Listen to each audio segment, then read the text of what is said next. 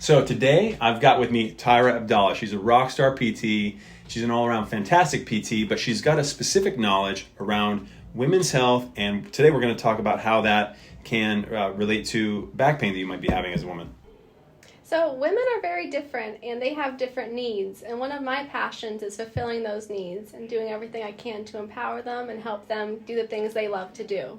Cool. So one of the things I wanted to ask you about is specifically in pregnancy and what happens and the hormone changes that occur in women and how that can affect low back pain. So when a woman becomes pregnant, their estrogen and their relaxin increases, and that causes their joints to become a little bit more lax. So when they're walking upstairs or walking around the house, they may have new pain where they didn't have before.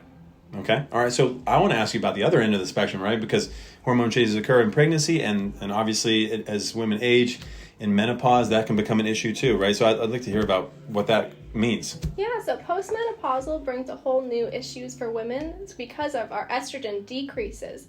And when that happens, our bone resorption increases. So joint spaces decrease, there's more chance of arthritis, more risks of osteoporosis and osteopenia, which increases the risks of fracture. So it's definitely something that we need to take a look at. Mm-hmm.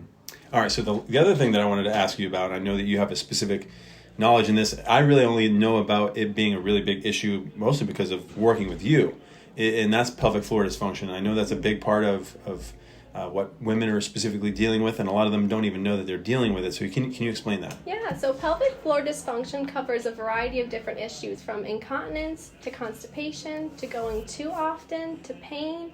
With all of those things, a woman can maybe not even know she has it. So if I'm going to the bathroom every hour, I probably have some pelvic dysfunction going on. If I'm leaking when I sneeze, I'm having pelvic dysfunction definitely going on.